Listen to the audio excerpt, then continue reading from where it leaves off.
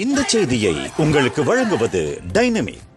34 ஆண்டு கால சிறந்த டைனமிக் 7ஆம் உணர்வு விழித்தெழுதல் விழிப்புணர்வு உளமன உணர்வியல் அனுபவ பயிற்சிக்கு டைனமிக்.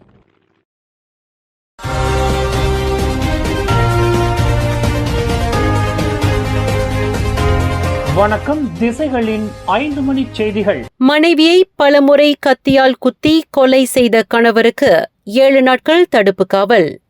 தனது மனைவியை அடித்து பலமுறை கொடூரமாக கத்தியால் குத்தி கொலை செய்த குற்றத்திற்காக நபர் ஒருவர் வரும் ஜூன் 19ஆம் தேதி வரையில் 7 நாட்களுக்கு தடுப்பு காவலில் வைப்பதற்கு ஈப்போ மேஜிஸ்ட்ரேட் நீதிமன்றம் இன்று உத்தரவிட்டுள்ளது.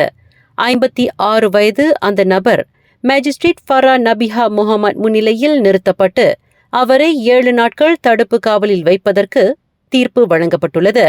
இச்சம்பவம் குறித்து குற்றவியல் சட்டம் 302வது பிரிவின் கீழ் விசாரணையை மேற்கொள்வதற்காக குற்றஞ்சாட்டப்பட்டிருக்கும் அந்நபர் தடுப்பு காவலில் வைக்கப்பட்டுள்ளார் என்று மேஜிஸ்ட்ரேட் ஃபரா நபிஹா அறிவித்தார்.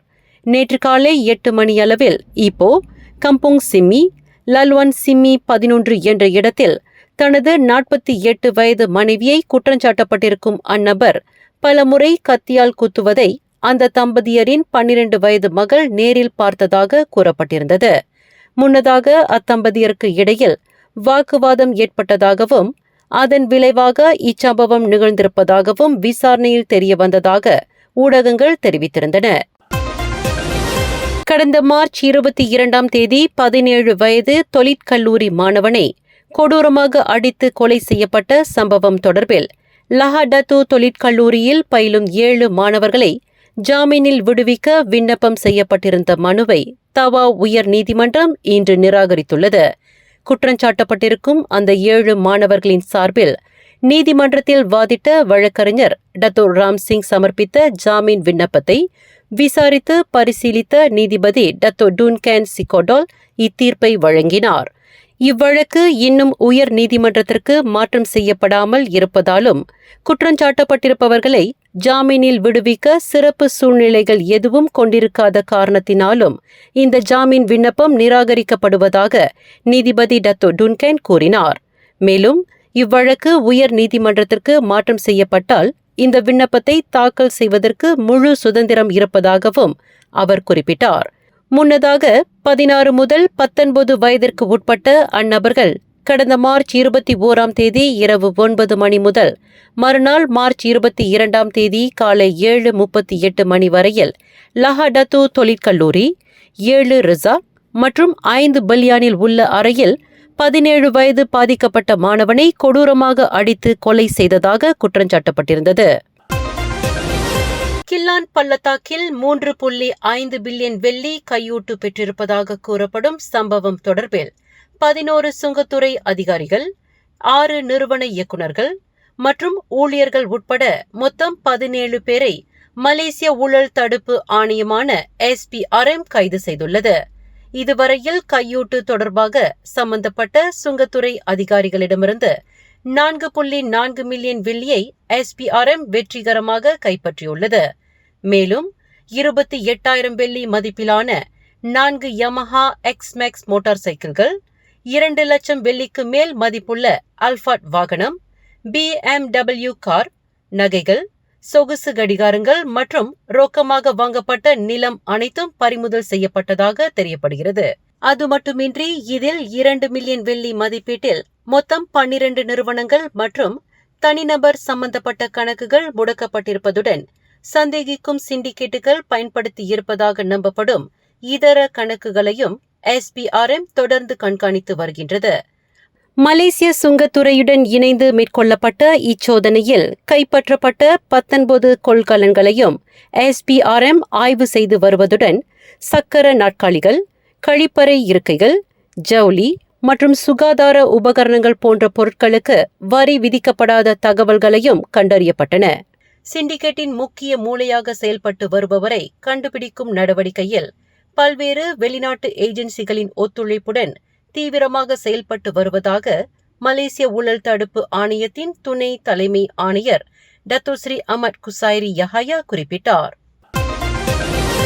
சிறப்பு நடவடிக்கைகளுக்கான பாதுகாப்பு சட்டம் 2012 சொஸ்மாவின் கீழ் 2 முறை சிறை தண்டனை விதிக்கப்பட்டிருந்த தோட்ட தொழிலாளி ஒருவர் கடந்த ஆண்டு முதல் இஸ்லாமிய நாடுகளை ஆதரித்த குற்றத்திற்காக இன்று மீண்டும் மூவார் செஷன்ஸ் நீதிமன்றத்தில் குற்றஞ்சாட்டப்பட்டார். 31 வயது முகமது சனி மடி சஹர் என்கின்ற அந்த தோட்ட தொழிலாளி நீதிபதி இர்வான் ஸ்வைன்போன் முன்னிலையில் நிறுத்தப்பட்டு குற்றச்சாட்டு வாசிக்கப்பட்ட போது அவர் அமைதியை நிலைநிறுத்தினார். அது மட்டுமின்றி இவ்வழக்கு உயர் நீதிமன்றத்தின் அதிகார வரம்பிற்குட்பட்ட சொஸ்மா சட்டத்தின் கீழ் இருப்பதால் அவ்வாடவரிடமிருந்து எந்த ஒரு வாக்குமூலமும் பதிவு செய்யப்படவில்லை. குற்றம் என்று நிரூபிக்கப்பட்டால் கூடியபட்சம் 40 ஆண்டுகள் சிறை அல்லது அபராதம் மற்றும் குற்றம் செய்யப்படுவதற்கு பயன்படுத்தப்பட்ட சொத்துக்கள் பறிமுதல் செய்ய வகை செய்யும் குற்றவியல் சட்டம் 130J1A கீழ் அவர் குற்றச்சாட்டை எதிர்நோக்கியுள்ளார். கடந்த 2023 ஆண்டு டிசம்பர் 19 தேதி காலை 9 மணியளவில் புக்கெட் அமான் சிறப்பு பிரிவின் E8 பயங்கரவாத எதிர்ப்பு பிரிவில் இந்த செயல் மேற்கொள்ளப்பட்டதாக அவர் மீது குற்றஞ்சாட்டப்பட்டுள்ளது. நாய் ஒன்றை துன்புறுத்திய குற்றத்திற்காக தோட்டக்காரர் ஒருவருக்கு 2500 வெள்ளி அபராதம் விதிக்க குலிம் மேஜிஸ்ட்ரேட் நீதிமன்றம் இன்று உத்தரவிட்டுள்ளது. 66 வயது முகமது யூசுப் மஜித் என்கின்ற அந்த தோட்டக்காரர் மேஜிஸ்ட்ரேட் ஜமாலியா அப்துல் மனாஃப் முன்னிலையில் நிறுத்தப்பட்டு குற்றத்தை ஒப்புக்கொண்டதை அடுத்து அவருக்கு இந்த அபராதம் வழங்கப்பட்டுள்ளது.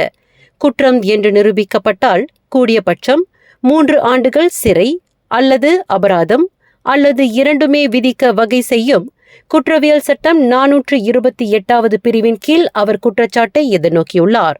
கடந்த ஜூன் 9 தேதி காலை 7:30 மணியளவில் குலிம் ஸ்கொலா மெனங்கா கெபாங்சான் SMK ஜுஞ்சோங்கில் நாய் ஒன்றின் கால்களை கட்டி மோட்டார் சைக்கிளில் இழுத்துச் சென்று துன்புறுத்தியதாக அவர் மீது குற்றச்சாட்டு சுமத்தப்பட்டுள்ளது.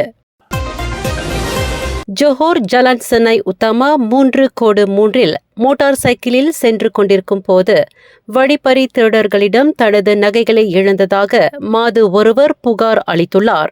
நேற்று மாலை 4 மணியளவில் நிகழ்ந்த இச்சம்பவத்தில் பாதிக்கப்பட்ட 55 வயது அம்மாது கீழே விழுந்து அவரின் வலது காலில் முறிவு ஏற்பட்டுள்ளதாக சென்னாய் மாநில சட்டமன்ற உறுப்பினர் வாங் போர் யாங் தெரிவித்தார். பாதிக்கப்பட்ட அம்மாது கம்போங் பாரு சென்னாயிலிருந்து தமான் சென்னாய் உத்தாமாவிற்கு தனி ஒரு நபராக பயணித்துக் கொண்டிருக்கும் வேளையில் மோட்டார் சைக்கிளில் பின்னால் வந்து கொண்டிருந்த அடையாளம் தெரியாத நபர்கள் அவரின் கழுத்தில் அணிந்திருந்த தங்க சங்கிலியை பறித்து தப்பிச் சென்றதாக வாங் போர் யாங் கூறினார். இதுவரையில் இதுபோன்ற சம்பவம் குறித்து தமது தரப்புக்கு 3 முறை புகார் கிடைக்கப்பெற்றிருப்பதாகவும் இவ்வட்டாரத்தில் கடந்த 6 மாதங்களில் இச்சம்பவம் ஏற்பட்டிருப்பதாகவும் வாங் போர் யாங் விளக்கினார். மலாக்கா புக்கெட் பியாத்துவில் உள்ள அலுர்கஜா மலாக்கா தங்கா ஜாசி நெடுஞ்சாலையில் மேற்கொண்ட ஆபரேசி ஹஸ் ஹாரிராயா ஐடிலாடா திடீர் சோதனையில் விதிமுறைகளை பின்பற்ற தவறிய குற்றத்திற்காக வெளிநாட்டினர் ஓட்டிச் சென்ற 13 வாகனங்களை மலாக்கா சாலை போக்குவரத்து அதிகாரிகள் கைப்பற்றினர். நேற்று இரவு மேற்கொள்ளப்பட்ட இச்சோதனையில் சட்டவிரோதமாக செயல்பட்ட காரணத்திற்காக சம்பந்தப்பட்ட மோட்டார் மற்றும் வாகன ஓட்டுநர்கள் மீது 165 சம்மன்கள் உட்பட மொத்தம் 187 நோட்டீஸ்கள் வெளியிடப்பட்டதாக அதன் இயக்குநர் முகமது ஃபிர்டா ஷரீப் தெரிவித்தார். அது மட்டுமின்றி இதில் மொத்தம் 495 வாகனங்கள் சோதனைக்கு உட்படுத்தப்பட்ட வேளையில் பல்வேறு குற்றங்களுடன் தொடர்புடைய 220 குற்றப்பதிவுகள் கண்டறியப்பட்டதாக முகமது ஃபிர்டவுஸ் கூறினார். மேலும் 30க்கும் 40க்கும் இடைப்பட்ட வயதுடைய 2 ஆடவர்கள் போதைப்பொருள் உட்கொண்டிருப்பது விசாரணையில் தெரிய வந்ததை அடுத்து கைது செய்யப்பட்டதாக முகமது ஃபிர்டவுஸ் அறிவித்தார். மேலும் செய்திகளை தெரிந்து கொள்ள கீழே இருக்கும் பெல் பட்டனை அழுத்துங்கள். உங்கள் மகிழ்ச்சியை வெளிப்படுத்த லைக் மற்றும் ஷேர் செய்யுங்கள். தொடர்ந்து திசைகளோடு இணைந்திருக்க சப்ஸ்கிரைப் செய்யுங்கள்.